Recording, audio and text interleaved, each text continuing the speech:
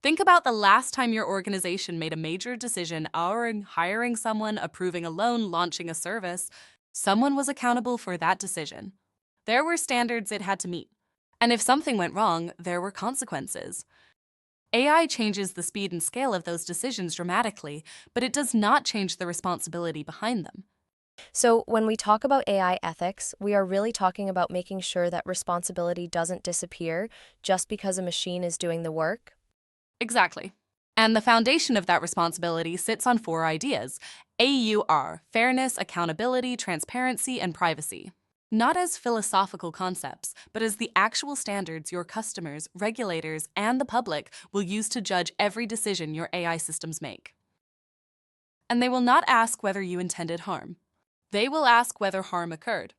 That distinction feels important, intent versus outcome. It is critical.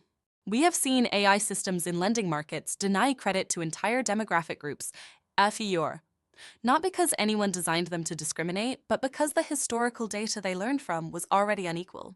The organization's intention was irrelevant once the damage was visible. Regulatory investigations followed. Reputation suffered. And rebuilding trust took far longer than building it right the first time would have. So, the cost of ignoring ethics up front is far greater than the effort of embedding it from the beginning. Particularly here in the GCC, where digital transformation is accelerating rapidly, the reputational stakes are high, and recovery from a public AI failure is slow. Ethics built in from the design stage is what earns trust, and trust is what makes transformation sustainable. Which makes you wonder, what does that failure actually look like in practice? What are the specific risks organizations are most likely to run into when they deploy AI? That is exactly the question worth sitting with. Because understanding where AI systems tend to go wrong is the first step toward making sure yours do not.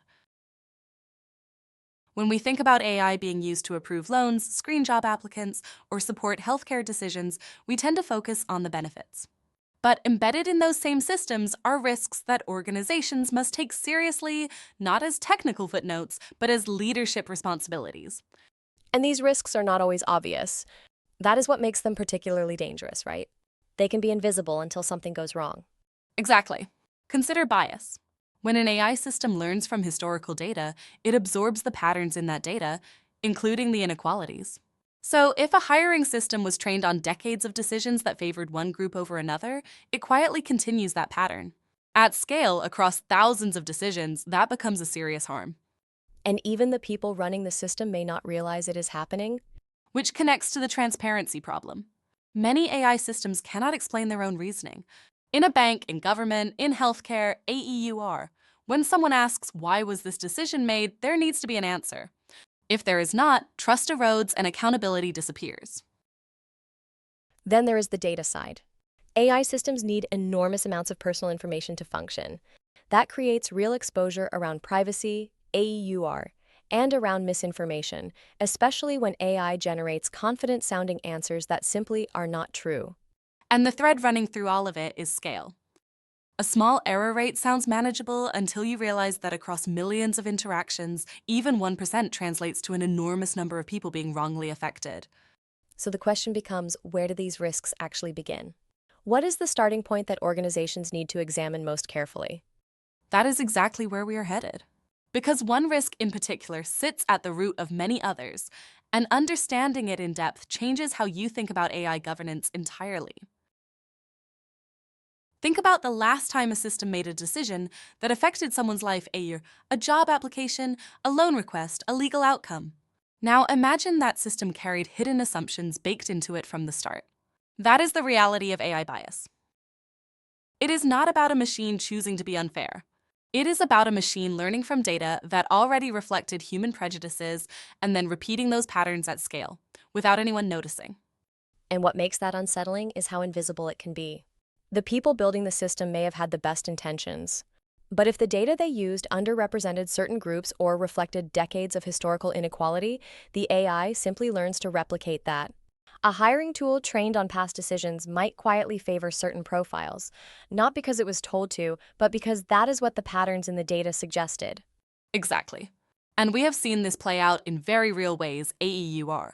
Facial recognition systems performing poorly on darker skin tones, risk scoring tools in criminal justice producing outcomes that varied by racial background. These are not hypothetical warnings. They are documented cases with real consequences for real people. So what does an organization actually do about this? It requires ongoing effort, not a one-time fix. Auditing your data, building in diverse representation, and regularly testing how the system behaves across different groups AEUR. These become part of responsible governance, not optional extras. Deploying an AI system is not the finish line. Accountability continues long after launch. That is a genuinely different mindset than most people expect when they think about technology decisions. It is. And bias is just one layer of the challenge. Because even a system that tries to be fair can still mislead a your story, not through prejudice, but through something far more unexpected. The way some AI systems generate responses raises a different kind of concern entirely. One about confidence, accuracy, and what happens when an AI sounds completely certain but is completely wrong. There is a particular kind of risk that catches organizations off guard, AEUR, not when AI refuses to help, but when it helps a little too confidently. Imagine asking a system for a legal reference to support a contract decision, and it produces a perfectly structured citation, complete with case names and dates. Everything looks authoritative. Everything looks real. Except none of it exists. And that is what makes this so difficult to catch. If the answer looked uncertain or poorly worded, someone might pause and question it. But when it reads like it was written by an expert, the natural response is to trust it. Exactly. And that is the core of what we call AI hallucination. The system is not being deceptive in any deliberate sense, it is simply doing what it was built to do, which is generate the most plausible sounding response. It has no mechanism to distinguish between what is verified and what merely sounds correct. So the danger is not really the mistake itself, error. It is that the mistake arrives wearing the same confidence as the truth. Which is why this cannot be treated as just a technical inconvenience. In healthcare, in financial guidance, in legal or regulatory work, the consequences of acting on fabricated information can be serious. That is why responsible organizations are building validation steps directly into how they use these tools. AI output becomes a starting point, not a conclusion. A first draft that still needs a human eye before it shapes any real decision. Precisely. And managing hallucination is really just one layer of a much broader question, lies, because AI systems do not only risk being wrong, they also risk being unfair. Which leads us to ask, where do those biases come from, and what do they mean for the decisions your organization makes every day? When we think about AI in the workplace, we tend to focus on what it can do, how fast it works, how much it saves. But quietly running beneath all of that is a question most organizations never think to ask. Who actually owns what the AI creates?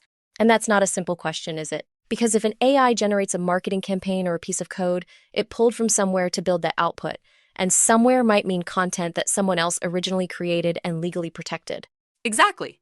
And the challenge is that the organization using the tool often has no visibility into that. The output looks original, it feels useful, but underneath, there may be borrowed material that carries real legal weight.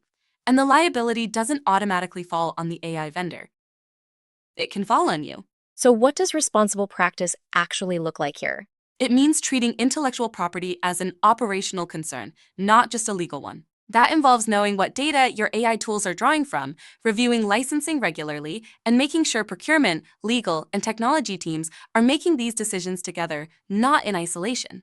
Because without that structure, you're essentially publishing content without knowing whether you have the right to. Precisely.